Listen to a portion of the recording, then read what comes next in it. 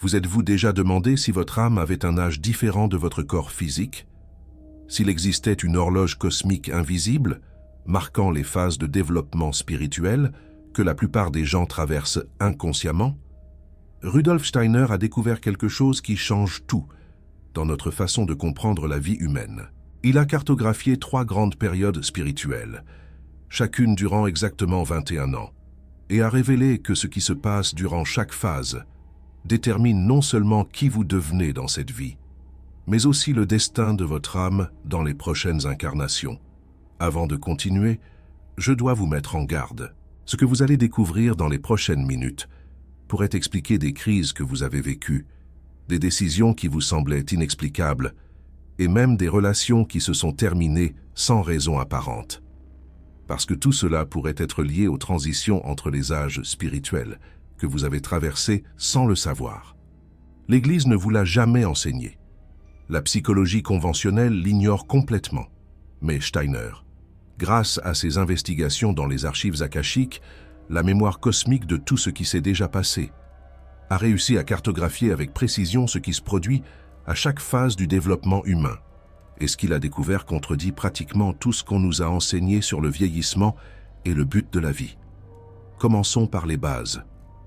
Steiner a révélé que la vie humaine se divise en 3 grandes périodes de 21 ans chacune. La première période, de la naissance jusqu'à 21 ans, est dédiée à la construction des corps. La deuxième période, de 21 à 42 ans, est dédiée au développement de l'âme. Et la troisième période, de 42 à 63 ans, est dédiée à l'éveil de l'esprit. Après 63 ans, commence une phase complètement différente, que peu connaissent. Mais calmez-vous, ce n'est pas aussi simple qu'il n'y paraît. Parce qu'à l'intérieur de chacune de ces 3 périodes, existent des subdivisions de 7 ans chacune, les fameux septénaires, et chaque septénaire a une mission spirituelle spécifique, qui, si elle n'est pas accomplie, crée des blocages qui se traînent toute la vie, et même durant les incarnations futures. Laissez-moi vous expliquer comment cela fonctionne dans la pratique. Et soyez très attentifs, parce que ce que je vais révéler maintenant pourrait expliquer pourquoi vous sentez qu'il manque quelque chose dans votre vie, même lorsque extérieurement, tout semble aller bien. La première période spirituelle commence au moment de la naissance et va jusqu'à 21 ans. C'est l'âge de la construction. Durant ces 21 ans, vous ne grandissez pas seulement physiquement. Vous construisez littéralement les véhicules que votre âme utilisera pour le reste de cette incarnation. Le premier septénaire, de la naissance jusqu'à 7 ans, est dédié à la construction du corps physique. Steiner a associé cette période à la Lune. La Lune, dans les enseignements de Steiner, représente les forces de formation, de modelage, d'adaptation. Durant ces 7 ans, des forces psychiques travaillent pour transformer le corps que vous avez hérité de vos parents, en un corps qui représente la personnalité complète de votre âme. Et c'est pourquoi les enfants dans cette phase apprennent principalement par imitation. Ils modèlent littéralement leur corps physique en fonction de l'environnement qui les entoure. Steiner était tellement clair sur l'importance de cette phase qu'il a développé un système éducatif entier basé sur ces principes, les écoles Steiner-Waldorf, qu'il a fondées en 1919 à Stuttgart en Allemagne, ont été créées spécifiquement pour respecter les cycles de développement de l'enfant. Aujourd'hui, il existe plus de 1000 écoles Steiner-Waldorf dans le monde entier, toutes suivant les principes des septénaires. Dans ces écoles, les enfants du premier septénaire ne sont pas forcés à l'alphabétisation précoce. L'accent est mis sur le jeu libre, sur l'imitation d'activités significatives, sur le contact avec la nature. Parce que Steiner savait que forcer l'intellect avant le temps nuit à la formation du corps physique. Si un enfant grandit dans un environnement de peur, de colère ou de négligence durant cette période, les marques restent imprimées dans le propre corps physique, non seulement psychologiquement, mais dans la structure physique même. Steiner était extrêmement clair sur cela. Ce qui se passe durant les 7 premières années façonne le véhicule physique que l'âme habitera toute sa vie. Le deuxième septénaire, de 7 à 14 ans, est dédié à la construction du corps éthérique. Steiner a associé cette période à Mercure. Le corps éthérique est le corps des forces vitales, de l'énergie, de la vie. Et c'est dans cette phase que l'imagination et la vie émotionnelle de l'enfant occupent le centre de la scène. L'enfant n'imite plus seulement. Il sent, il imagine, il crée des mondes intérieurs. Si cette période est gaspillée avec un excès de stimuli électroniques, une rationalisation précoce ou une éducation purement intellectuelle, le corps éthérique reste sous-développé. Et un corps éthérique faible signifie une énergie vitale basse pour le reste de la vie. Cette sensation de fatigue chronique que beaucoup d'adultes traînent a fréquemment ses racines dans un deuxième septénaire mal vécu. Et voici quelque chose que peu savent. Le troisième septénaire, de 14 à 21 ans, est dédié à la construction du corps astral. Steiner a associé cette période à Vénus. Le corps astral est le corps des émotions, des désirs, des passions. Et c'est dans cette phase que l'adolescent développe le pouvoir de jugement indépendant. Mais ce développement peut être profondément perturbé par les fortes impulsions de la puberté. Steiner voyait la puberté d'une façon complètement différente de la médecine conventionnelle. Pour lui, la puberté marque la naissance du corps astral indépendant, jusqu'à 14 ans. Le corps astral de l'enfant est connecté au corps astral de la mère, des parents, de l'environnement familial. À 14 ans, ce cordon astral est coupé. L'adolescent commence à sentir ses propres émotions de façon indépendante pour la première fois. Et c'est avassalant. C'est pourquoi les adolescents paraissent si intenses, si dramatiques, si instables. Ils naissent littéralement au monde émotionnel. Et tout comme un nouveau-né a besoin de protection et de soins, l'adolescent a besoin d'orientation pour naviguer ce nouveau monde de sentiments. Les parents qui comprennent cela réussissent à soutenir leurs enfants de façon beaucoup plus efficace que les parents qui simplement tentent de contrôler ou de réprimer l'intensité émotionnelle de cette phase. Percevez ce que Steiner est en train de dire. L'adolescence n'est pas seulement une phase d'hormones hors de contrôle. C'est une période critique de construction spirituelle, où le corps astral est en train d'être formé. Si cette période est marquée par des traumas émotionnels graves, l'abus de substances, ou l'exposition à des contenus qui stimulent excessivement les désirs inférieurs, le corps astral reste déformé. Et un corps astral déformé signifie une vie adulte marquée par l'instabilité émotionnelle, les compulsions et la difficulté de discernement. Maintenant, vous comprenez pourquoi les 21 premières années sont si cruciales. Vous ne grandissez pas seulement. Vous construisez les 3 véhicules que votre âme utilisera pour naviguer cette incarnation. Corps physique, corps éthérique et corps astral. 3 entités distinctes, imbriquées. Mais, attendez, et si vous avez déjà dépassé la vingtaine, et que vous réalisez que quelque chose s'est mal passé durant ces phases, est-il possible de corriger le tir? Rudolf Steiner avait une réponse à cette question, une réponse à la fois réconfortante et défiante. Mais avant de vous la révéler, il est essentiel que je vous explique ce qui se déroule durant la seconde période spirituelle. La seconde période spirituelle débute à 21 ans et se prolonge jusqu'à 42 ans. C'est l'âge du développement de l'âme. Si la première période a consisté à construire les véhicules, la seconde période concerne l'apprentissage de leur utilisation. Il s'agit de développer les 3 composantes de l'âme humaine, ce que Rudolf Steiner nommait l'âme sensible, l'âme rationnelle et l'âme de la conscience, des concepts que l'on pourrait relier, dans une certaine mesure, aux travaux de Bergson sur l'intuition et la conscience. Le 4e septennat, de 21 à 28 ans, est dédié au développement de l'âme sensible. Steiner associait cette période au soleil. L'âme sensible est la partie de nous qui expérimente le monde à travers les sens et les émotions. C'est durant cette phase que le jeune adulte recherche typiquement des expériences intenses, voyage, tombe amoureux éperdument, commet des erreurs spectaculaires. Tout cela fait partie intégrante du processus. Si vous avez traversé cette phase en évitant les expériences, en vous protégeant excessivement, ou en vivant par procuration à travers les autres, votre âme sensible risque de s'être sous-développée. Et cela se manifeste plus tard par une sensation de n'avoir jamais vraiment vécu, que la vie a défilé et que vous n'étiez qu'un simple spectateur. Une idée que Sartre aurait pu explorer dans ses réflexions sur l'engagement et l'authenticité. Rudolf Steiner avait un conseil spécifique pour cette phase.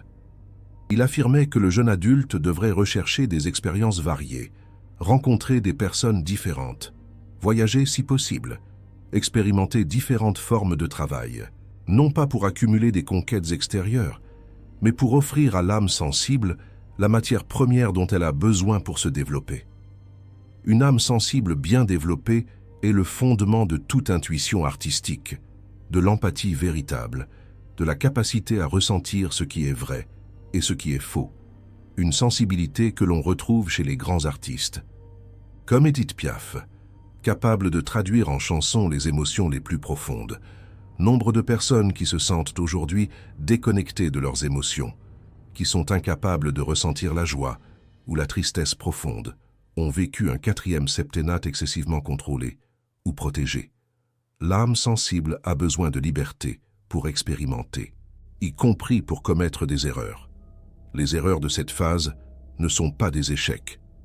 Ce sont des matériaux d'apprentissage essentiels pour le développement de l'âme. Le 5e septennat, de 28 à 35 ans, est dédié au développement de l'âme rationnelle, toujours associée au soleil. Cette période est consacrée à l'organisation des expériences accumulées, à donner un sens au monde, à développer la capacité de penser avec clarté et logique. C'est typiquement la phase de construction de carrière, de fondation d'une famille, de prise de responsabilité. Mais voici un point crucial. Si une personne arrive à cette phase avec un corps astral déformé, hérité du 3e septennat, elle aura des difficultés à penser avec clarté. Les émotions vont constamment brouiller son jugement. Des décisions importantes seront prises sur un coup de tête, au lieu d'être mûrement réfléchies. Vous voyez comme tout est connecté. Rudolf Steiner a identifié que l'âme rationnelle a une tâche spécifique durant cette phase.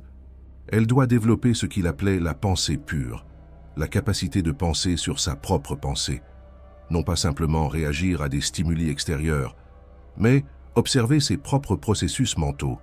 Celui qui parvient à cela acquiert une liberté intérieure extraordinaire. Il cesse d'être l'esclave de pensées automatiques et devient le maître de son propre esprit. Une maîtrise que Descartes aurait sans doute appréciée, lui qui prônait le doute méthodique.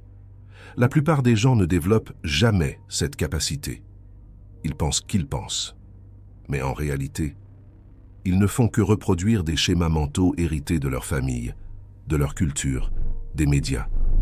La vraie pensée indépendante est rare, et le 5e septennat est la phase idéale pour la développer. Si cette opportunité est manquée, la personne risque de passer le reste de sa vie à répéter des pensées qui n'ont jamais été vraiment les siennes. Le 6e septennat, de 35 à 42 ans, est dédié au développement de l'âme de la conscience. C'est une période absolument cruciale. L'âme de la conscience est la partie la plus élevée de l'âme humaine, la partie qui peut se connecter à des vérités spirituelles supérieures. C'est durant cette phase que beaucoup de personnes expérimentent la fameuse crise de la quarantaine. Mais Rudolf Steiner envisageait cela d'une manière complètement différente. La crise de la quarantaine n'est pas un problème, c'est un appel. C'est l'âme qui tente de s'éveiller à une dimension plus élevée de l'existence. Les personnes qui résistent à cet appel, qui tentent de continuer à vivre comme avant, développent fréquemment des problèmes de santé, une dépression, ou une sensation persistante de vide. Un vide existentiel que Camus a si bien décrit dans ses œuvres. Et nous arrivons ici au point de bascule, les 42 ans. Rudolf Steiner considérait cet âge comme l'un des plus importants de la vie humaine. C'est le moment où la phase descendante de la vie commence. Mais paradoxalement, c'est aussi quand les possibilités de développement spirituel s'amplifient dramatiquement. Dans la première moitié de la vie, jusqu'à 42 ans, vous descendez vers la matière, vous construisez des véhicules, vous accumulez des expériences.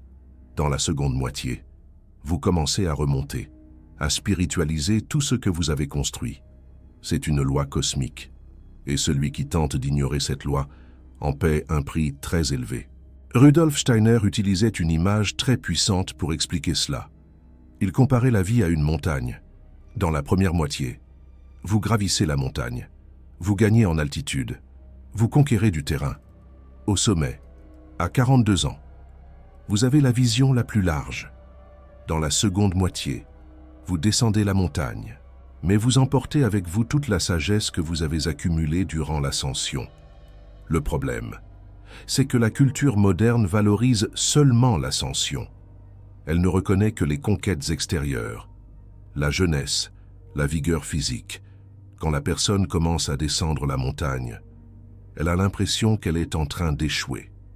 Mais dans la perspective spirituelle, la descente est tout aussi précieuse que l'ascension. C'est durant la descente que la vraie sagesse se manifeste. C'est durant la descente que vous pouvez partager avec les autres ce que vous avez appris durant le voyage.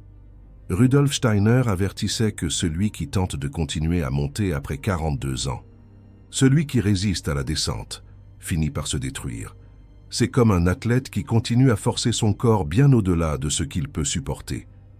Les conséquences se manifestent sous forme de maladie, de dépression, de sensation de vide existentiel. Le corps peut rester fort pendant un certain temps, mais l'âme commence à dépérir. Passons maintenant à la troisième période spirituelle, de 42 à 63 ans. C'est l'âge de l'éveil de l'esprit. Et c'est ici que les choses deviennent vraiment intéressantes, du point de vue spirituel. Le 7e septennat, de 42 à 49 ans, est associé à Mars. C'est une période d'action intense. L'âme travaille dur pour imprimer les forces complètes de sa personnalité sur le monde, mais pas d'une manière égoïste, comme durant la jeunesse. Maintenant, l'action est orientée vers quelque chose de plus grande que vous-même. Durant cette phase, l'âme a l'opportunité d'atteindre un état supérieur de conscience que Rudolf Steiner appelait le moi spirituel. L'association avec Mars n'est pas accidentelle. Mars représente la volonté, le courage, l'initiative. Mais dans la seconde moitié de la vie, cette énergie martienne doit impérativement être transformée. Il ne s'agit plus de l'agressivité juvénile qui consiste à conquérir le monde pour soi. Il s'agit de la force, de la capacité à apporter au monde ce que vous avez de plus précieux. Nombreux sont ceux qui ne commencent à réaliser leur véritable vocation qu'après 40 ans. Ils vivent exactement ce processus. Ils ont enfin la maturité et le courage de faire ce qu'ils ont toujours su qu'ils devaient faire. C'est un peu comme si, à l'instar de Simone de Beauvoir explorant les complexités de l'âge, ils découvraient enfin leur deuxième naissance. Rudolf Steiner a observé que les personnes qui traversent ce septennat consciemment expérimentent souvent un renouvellement surprenant d'énergie. Malgré le vieillissement biologique, elles ressentent une vitalité qu'elles n'avaient pas dans leur jeunesse. Cela se produit parce que l'énergie du moi spirituel commence à se manifester. C'est une énergie qui ne dépend pas du corps physique. Elle vient d'une source beaucoup plus profonde. Une source que l'on pourrait presque qualifier de nietzschéenne dans son affirmation de la volonté de puissance. Le 8e septennat, de 49 à 56 ans, est associé à Jupiter. C'est la période où la sagesse commence à poindre. Non pas la sagesse des livres, mais la sagesse qui vient d'une vie vécue consciemment. Le moi doit déployer ce que Rudolf Steiner appelait l'esprit vital.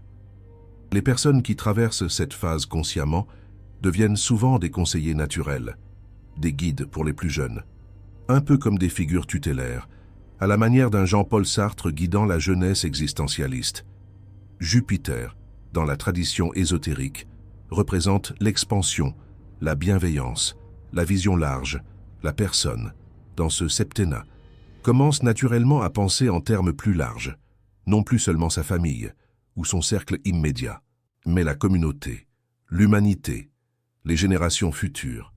C'est une expansion naturelle de la conscience qui se produit lorsque la vie a été vécue avec intention. Rudolf Steiner a noté que de nombreux grands maîtres spirituels de l'histoire ont commencé leur mission publique dans cette phase de la vie.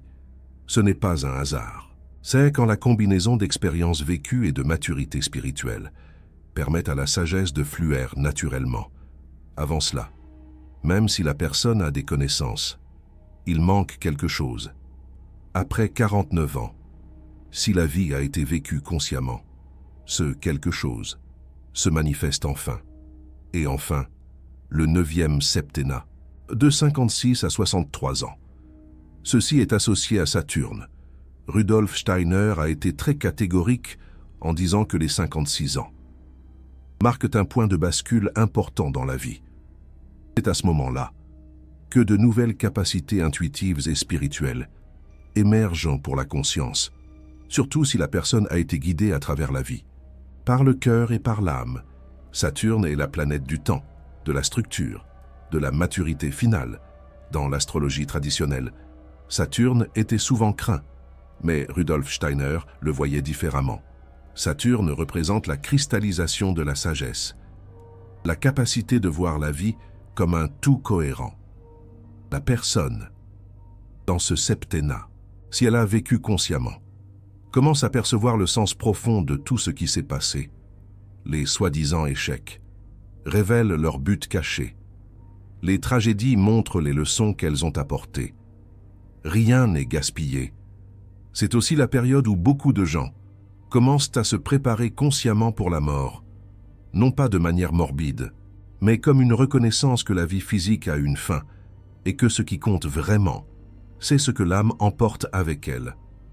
Rudolf Steiner enseignait que la façon dont une personne vit ces dernières années affecte profondément son voyage post-mortem et sa prochaine incarnation, une approche qui rappelle, d'une certaine manière, la philosophie de la mort chez Jankélévitch. L'âme peut manifester, dans cette phase, l'élément le plus élevé du moi, que Rudolf Steiner appelait l'homme spirituel. Tous n'y parviennent pas. Cela dépend de la façon dont les phases antérieures ont été vécues. Mais la possibilité est là pour tous. C'est une réalisation qui transcende complètement le moi personnel. C'est la conscience individuelle, se reconnaissant comme partie du tout cosmique. Maintenant, je vais vous raconter quelque chose qui connecte tout cela d'une manière qui va vous surprendre. Il existe une loi de correspondance entre la première et la seconde moitié de la vie. Rudolf Steiner a découvert que ce qui se passe dans chaque septennat de la première moitié a une correspondance directe avec un septennat de la seconde moitié. Le premier septennat, de 0 à 7 ans, correspond au 9e septennat, de 56 à 63 ans, ce qui a été planté dans les 7 premières années de la vie. Récolte ses fruits dans les 7 dernières années, avant 63 ans. Les traumatismes non résolus de la première enfance ressurgissent souvent dans cette phase finale, pour être finalement intégrés. Le deuxième septennat, de 7 à 14 ans, correspond au 8e septennat, de 49 à 56 ans. Le troisième septennat, de 14 à 21 ans, correspond au 7e septennat, de 42 à 49 ans, et ainsi de suite. Cela signifie que la vie a une structure en miroir. La seconde moitié est une opportunité de racheter, de transformer et de spiritualiser tout ce qui s'est passé dans la première moitié. Rien n'est perdu. Tout peut être transmuté. Mais cela ne se produit que si vous êtes conscient du processus. Rudolf Steiner donnait un exemple très pratique de cette loi de miroir. Si une personne a été abandonnée émotionnellement dans le premier septennat, elle peut expérimenter une guérison profonde dans le 9e septennat, en devenant elle-même une source d'accueil pour les autres. Ce qui a été blessé à l'aller peut être guéri au retour, mais seulement si la personne est consciente du schéma et travaille activement avec lui. C'est l'une des raisons pour lesquelles la rétrospection biographique est si importante. Quand vous cartographiez votre vie, septennat par septennat, vous commencez à voir ces mises en miroir. Vous comprenez pourquoi certaines questions surgissent maintenant dans votre vie. Elles ne sont pas aléatoires. Elles sont connectées à des phases antérieures qui doivent être intégrées. Et voici le problème. La plupart des gens traversent ces transitions, complètement inconscients. Ils sentent que quelque chose change, que quelque chose ne va pas. Mais ils ne savent pas quoi. Ils vont chez les médecins, les psychologues, ils prennent des médicaments, alors que ce qui se passe vraiment est une transition spirituelle qui exige conscience et non médication, un peu comme explorer les méandres de l'inconscient, comme le ferait un psychanalyste, mais à une échelle cosmique. Si vous retirez de la valeur de ce contenu, envisagez d'envoyer un super thanks. Vous venez de découvrir des connaissances que l'Église a supprimées pendant des siècles et que la culture moderne ignore complètement. Chaque contribution permet de continuer à révéler les enseignements de Rudolf Steiner, qui transforment des vies. Vous n'êtes pas seulement un spectateur, vous êtes un gardien de la science spirituelle dans ce monde. Maintenant, je vais vous révéler quelque chose de pratique. Que faire si vous vous rendez compte que vous avez traversé des phases antérieures de manière inconsciente ou traumatique? Comment corriger le tir? Rudolf Steiner a laissé une méthode. Il appelait cela Rückschau, la revue du jour. Chaque soir, avant de dormir, vous revoyez votre journée, de l'arrière vers l'avant, du moment présent, jusqu'au moment où vous vous êtes réveillé. Cela paraît simple, mais cela a un effet profond. Quand vous revoyez les événements dans l'ordre inverse, vous brisez la causalité linéaire qui emprisonne la conscience dans le temps physique. Vous commencez à expérimenter le temps, de la façon dont il est expérimenté dans le monde spirituel. Mais il existe une pratique plus avancée pour guérir les phases mal vécues. Rudolf Steiner recommandait ce que nous pouvons appeler la rétrospection biographique. Prenez-vous le temps de revisiter consciemment chaque septennat de votre vie, en identifiant les thèmes, les traumatismes, les apprentissages non intégrés, non pas pour revivre la douleur, mais pour la voir d'une perspective spirituelle supérieure, pour comprendre ce que votre âme essayait d'apprendre à chaque phase. Cette pratique peut prendre des mois, voire des années. Mais le résultat est une intégration profonde de toute votre biographie. Les fragments de votre vie commencent à prendre sens. Des événements qui semblaient aléatoires révèlent leur véritable but. Et plus important encore, vous vous libérez du poids du passé pour vivre le présent avec plus de conscience. Un peu comme le proposait Bergson avec sa conception de la durée. Il existe un autre aspect crucial que je dois mentionner. L'influence des forces de Lucifer et d'Ahriman à chaque âge spirituel. Rudolf Steiner a identifié deux forces cosmiques qui tentent constamment de dévier le développement humain. Lucifer tire vers le haut, vers des fantasmes spirituels déconnectés de la réalité, vers l'orgueil spirituel. Ahriman tire vers le bas, vers le matérialisme, vers le scepticisme, vers la négation de tout ce qui est spirituel. Dans le premier septennat, Lucifer tente de faire en sorte que l'enfant se perde dans des mondes fantastiques, évitant l'incarnation complète dans son corps physique.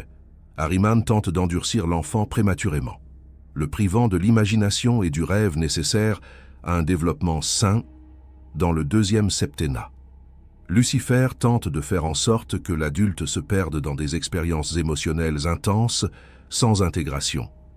Ahriman tente d'enfermer l'adulte dans des routines mécaniques, dans des carrières sans signification, dans des relations sans âme, une aliénation que Sartre aurait très bien pu décrire. Dans le troisième septennat, Lucifer tente de faire croire à la personne qu'elle a déjà atteint l'illumination. Créant un orgueil spirituel, Ahriman tente de convaincre que le vieillissement n'est que décadence physique, niant complètement la possibilité d'un développement spirituel.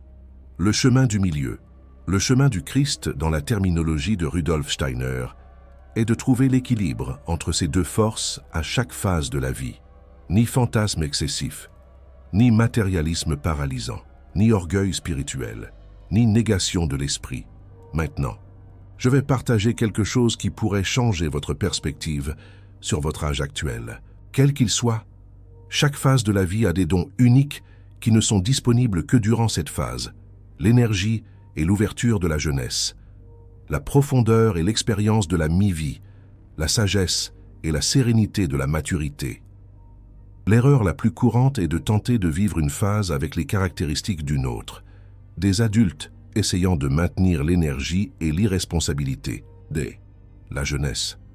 Des personnes âgées tentant de nier le vieillissement au lieu d'embrasser les possibilités uniques de cette phase. Rudolf Steiner voyait cela comme une forme de résistance au développement spirituel. Une forme de mauvaise foi. Dirait Sartre, l'industrie anti-âge exploite exactement cette résistance. Elle promet de vous maintenir éternellement jeune, alors que le véritable objectif devrait être de mûrir consciemment. La jeunesse éternelle n'est pas une bénédiction, c'est une malédiction. Cela signifie rester coincé dans une phase de développement pour toujours. Ne jamais atteindre les hauteurs spirituelles que seule la maturité permet. La question n'est pas de revenir en arrière, ou d'arrêter le temps. La question est de vivre chaque phase pleinement, en extrayant tout l'apprentissage que votre âme est venue chercher dans cette incarnation. Et pour cela, la conscience est absolument essentielle. Je vais vous raconter une histoire qui illustre cela parfaitement. Isabelle, une femme de 52 ans, est arrivée à Dornach, le siège de la Société anthroposophique en Suisse, en profonde crise. Elle avait passé toute sa vie focalisée sur sa carrière et son apparence extérieure. Quand elle a atteint la cinquantaine, elle a senti que le sol s'était dérobé sous ses pieds. Plus rien n'avait de sens. Elle pensait qu'elle devenait folle quand elle a compris les septennats. Tout a commencé à prendre sens. Elle entrait dans le 8e septennat, la phase de Jupiter, où la sagesse devait commencer à s'éveiller. Mais comme elle avait négligé le développement intérieur durant les phases précédentes, la transition fut violente au lieu d'être douce. Elle a commencé la pratique de la rétrospection biographique. Elle a revisité chaque septennat, identifié les schémas, intégré les traumatismes. Après 2 ans de travail conscient, elle a rapporté une transformation complète, non seulement la paix intérieure, mais des capacités intuitives qu'elle n'avait jamais expérimentées auparavant. La crise n'était pas la fin, c'était le commencement d'une nouvelle phase de développement. Cela nous amène à une question cruciale. Que se passe-t-il après 63 ans? Rudolf Steiner n'a pas laissé cela sans réponse. Il a indiqué qu'après 63 ans, commence une phase complètement nouvelle. Les septennats continuent. Mais maintenant, la personne peut choisir consciemment quelle force elle veut cultiver. C'est une période de liberté spirituelle sans précédent, mais aussi de responsabilité. Le 10e septennat, de 63 à 70 ans, répète à un niveau supérieur les qualités du 7e septennat. Le 11e, de 70 à 77 ans, répète les qualités du 8e, et ainsi de suite. Mais maintenant, la personne n'est plus sous l'influence obligatoire de ses forces. Elle peut choisir comment travailler avec elles. Rudolf Steiner voyait les années après 63 ans comme une opportunité extraordinaire, tandis que le corps physique vieillit. La conscience peut atteindre des niveaux qui seraient impossibles dans la jeunesse. Et c'est pourquoi de nombreuses traditions spirituelles révèrent les anciens, non par sentimentalisme, mais parce qu'elles reconnaissent que la maturité spirituelle authentique n'est possible qu'après une vie complète de développement. La personne qui arrive à 63 ans en ayant vécu consciemment les phases précédentes a la possibilité de devenir un véritable initié, un maître spirituel au sens authentique du terme, non par des titres ou une reconnaissance extérieure, mais par un développement intérieur génuin. D'un autre côté, la personne qui arrive à 63 ans en ayant résisté au développement spirituel expérimente souvent une sorte de sclérose de l'âme, non seulement du corps, mais de la conscience, rigidité de la pensée, peur du nouveau, attachement obsessif au passé. Le choix appartient à chacun, et ce choix commence maintenant, indépendamment de votre âge actuel, parce qu'à chaque instant, vous pouvez décider de vivre consciemment ou automatiquement, de vous développer ou de stagner, d'embrasser les possibilités de votre phase actuelle ou d'y résister. Pour conclure, je veux vous laisser avec une pratique que Rudolf Steiner considérait comme fondamentale pour toute phase de la vie. Chaque matin, au réveil, avant de faire quoi que ce soit d'autre, restez en silence pendant quelques minutes. Demandez-vous, de quoi mon âme a-t-elle besoin d'apprendre aujourd'hui? Qu'est-ce que cette phase de ma vie me demande?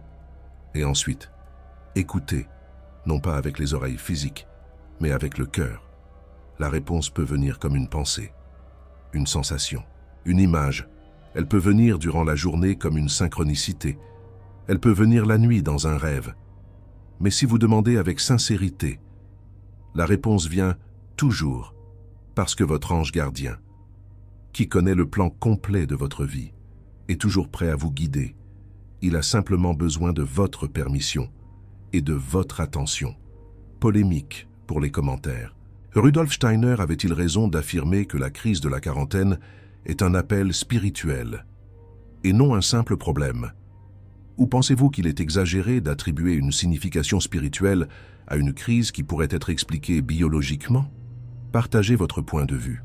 Et si vous avez déjà vécu une transition de septénaire marquante, racontez-nous comment cela s'est passé. Je répondrai à tout le monde dans les premières heures. Dites-moi ce que vous en pensez. vos réflexions sont importantes.